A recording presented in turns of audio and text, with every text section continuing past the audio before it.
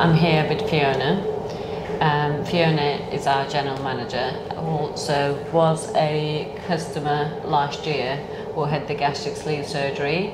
You had your gastric sleeve surgery on the 23rd of July. 23rd of July 2020, Yep. and you reached your target weight in your 8th month. Yep. And you stabled it before we decided that you're going to go for your first batch of plastic surgeries. That's right, yeah. And can you tell us what you had first? So what I've just had done exactly a week ago now is I had an arm lift, I had a chin lift, a lower face lift, I had my lower and upper eyes lifted, and I had fat transfer to my cheeks and my lips. I have to say, from this time last week to now, there was a bit of difference. Huge difference. Huge difference to how you look. You did look a little bit scary when I first saw you straight after the operation, but you're pretty much, kind of the majority of the bruising is gone. And can you just explain to us, it's important for people to kind of know what to expect realistically. Everybody's different, I know, but realistically what they should expect. Yeah. So for myself, coming out of surgery, I had very blood vision. It wasn't that there was anything wrong with my eyesight or anything like that. It was just that my eyes were so swollen after the surgery that the swelling was then affecting my vision. So I spent a few days where I literally was looking through the tiniest little slits of eyes. I could see people but not clearly. I couldn't even read my phone or send messages or anything because I couldn't make it out. So people should expect that they're going to be swollen. Yeah. I wouldn't say it was particularly painful, but yes, I was going to come to that. We had our own conversations about this, but how did you find the pain? Yeah, I found the pain totally manageable. I didn't find it excruciating at all. I think going for surgery, you expect some form of pain or discomfort, and certainly the pain medication that I was given after surgery by the staff at the hospital was suffice for me. I never asked for any additional pain medication. Yep, I've been told that was the case. Yeah, I didn't require anything additional, and since coming home I've not required anything additional either. I took one painkiller the first day I came home, and have had nothing from that point on. Can you tell us what, obviously, whilst you had your surgery and you'd seen Dr. Ramsey every day till you got discharged at the hospital, who changed your dressings and looked after your wounds and just made sure everything was how it's supposed to, and after that you came home. And for those who doesn't know, Fiona is staying with me, so I became the nurse. Nurse Nihal. Hence why I'm wearing white all week. Well, I don't actually have the qualities to make a nurse, but I tried my best. You've done well. Just for me to see, and also for you to go through, so we can actually inform people realistically. Yeah. What was it like being at home? What do you need? For me, having had the arms done, there is some assistance required in putting your arm supports on. Yeah.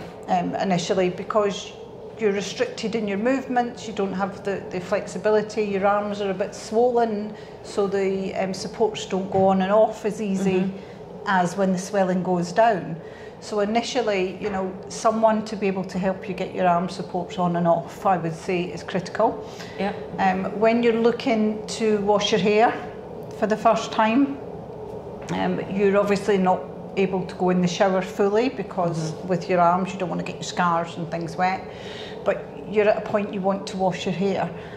So having somebody to assist you to wash your hair and to keep the water and things away from your facial area and the scarring is critical as well. Now, I was fortunate that you were able to do that. Oh yeah. Had you not, the suggestion was that I would have went to the hairdresser to have my hair washed. That's normally what people do. They go to the hairdressers to get their, back wash the hair. Also with your creams and bits and pieces. You have to apply your creams. So you get given your medication at discharge. You get a spray to spray on, an antiseptic spray to start with. You then get cream, you get an anti-bruising cream, and they're applied 2 to 3 times a day. And it is critical, if you want your healing to work and you want it to work well, that you do it. Yes. You do it rigorously, you wear your corsets as you're told to wear them, and it all helps with the overall process. I've since been back to see Dr. Ramsey, as you know, and he's very pleased with the outcomes because I follow exactly what he's said. The other thing that's quite important, I would say, is that we're obviously here and it's hot. And one of the specifications of a thing that I was told I cannot do is I cannot sweat. That was interesting when it was 42 degrees outside, so we kept you under the air conditioning just so that you're not sweating. So if you are coming, and you're coming in it's summer, do consider the fact that you're not going to be lying sunbathing after your surgery. You are going to be keeping in the shade or in the aircon of your hotel. Well, not only that, for somebody who's staying in Turkey for the rest of the summer, you're not going to be able to do that. No. You're not going to be able to get your scars out in the sun without sun protection anyway. So that's actually a good bit of information. How many painkillers did you take? I've taken one since I left the hospital. I was going to say. One. So she's taken one painkiller from the medical pack that we've given you since you came home. You're drinking your water, you're walking, you're moving, and you're looking after yourself. I think that's the best thing. And the instructions are there for a reason, for a good recovery. And the saving grace for you as well is you don't smoke. I don't. And you giving up drinking before your surgery, 48 hours before your surgery. And you can't drink till you're recovered. No, and your scars are healed, and so you're not affecting the healing process. One thing I can say about Fiona, after her sleeve surgery, she was just sat in her bed and taking notes about what's going to happen after surgery, or the questions that she was going to ask the dietitian. And also she said, can you check with the doctor whether he's removed my stomach, because I feel absolutely fine. and then when I went to see her after this surgery, it was about a couple of hours after your surgery. I think I didn't look fine then. I said, I don't actually want to come and see you, but I'll come and see you just for a short period, because I can't watch people in pain. But we were in your room for a while and we were laughing and joking. Yes, you couldn't see what we were doing, but that was the most fun.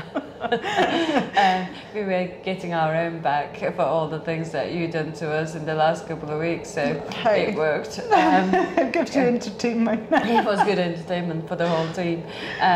So obviously from the patient, we tried to treat you as much as a patient. That I would let you. Like you would let us.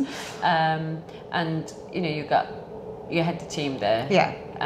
That didn't change. No. Is there anything that you kind of observed and you want to tell people? No, I think probably a little bit different is the team obviously know me as an individual, so they were by my side 24/7, because one, I didn't have any companions there, and two, yous were all at work and things, anything not to come and visit me, but so the team were there with me 24/7.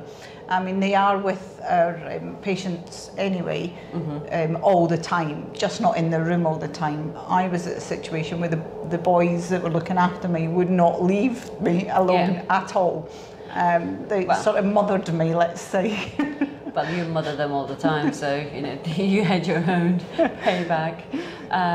well, if anybody wants us to stay in the room, but majority of the time people want Want to their be own in the space. room, I mean, I'm sure there was times you wanted them to leave you, but they wouldn't. So we're going to do this. Can we... Round it off? Uh-huh. Okay. So I've got to wear this for 6 weeks. I'm allowed to take it off in the evening. Yep. When I go to sleep, and I'm wearing arm corsets, which you can't see really for my dress. Actually, I think it's too tight now. You can see it from here. But you'll be able to see here. I have sort of strappy. And then it's corsets. kind of corset style from the back between the shoulder blades. Right across the back shoulder blades, down both arms to here. That's for your arm lift. Yeah, that's for the arm lift because the scars come from the elbow up under the oxter to a sort of T-shaped here. So with the head and the neck, here we go. Careful with how much you're lifting. So here we are. Okay, so for the bluroplasty, we have scars on the top of the eye and underneath. Obviously, as you can see, in the bruising is going. And we have the lower facelift scars here and here, and one behind the ear and another one behind the ear here too. Just that's tucked in, you can't really see it much. And when my hair's down, and when your hair is down, you can't see the front bit either. No. And obviously for the neck lift, we have under my chin, under the chin here, and it's a little strip is going to be taken off. Yep.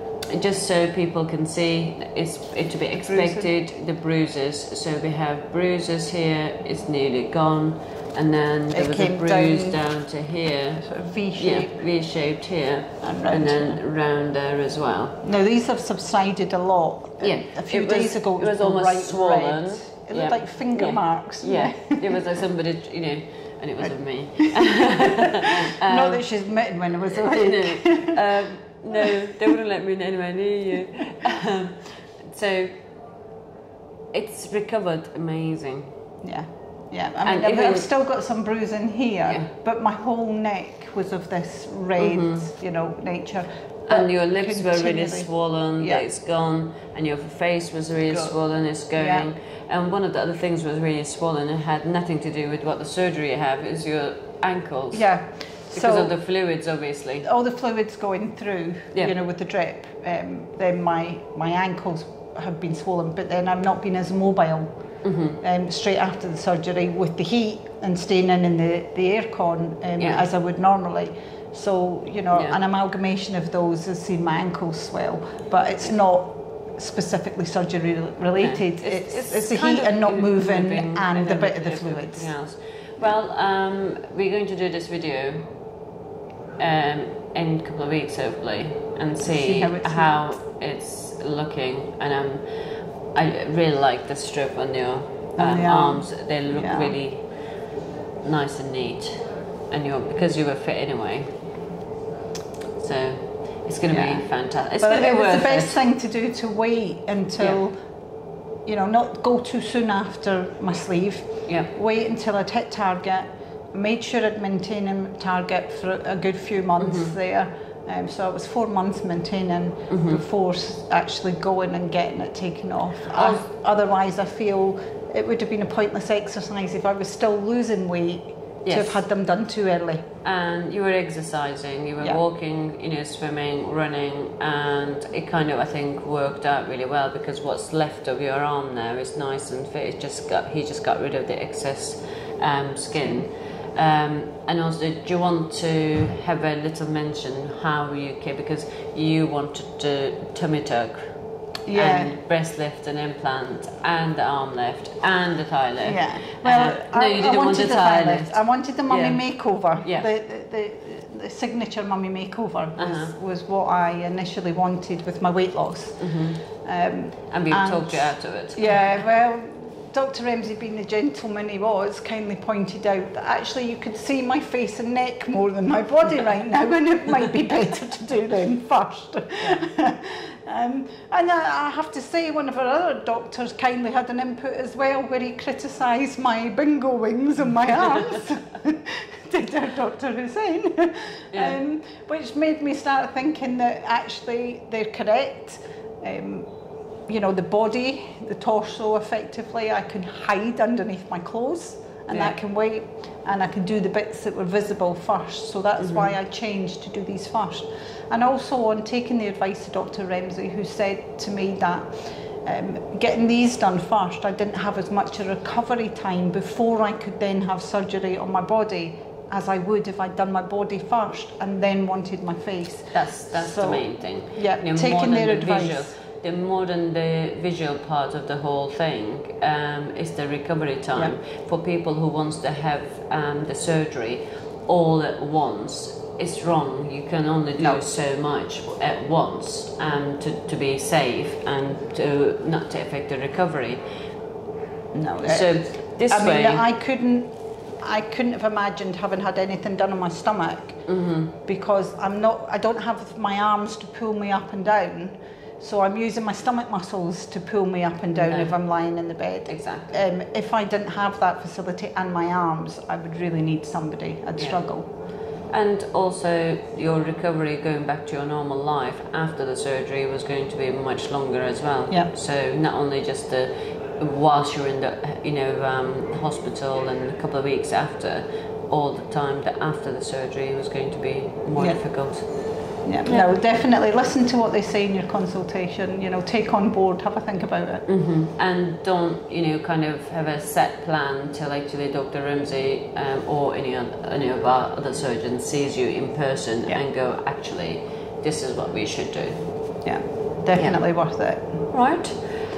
Thank you very much for watching, and thank you very much. You'll see the new me in a couple of weeks. Yes, the new you. It'll be amazing. All right. Yeah. Thank you. All right. Bye. Bye.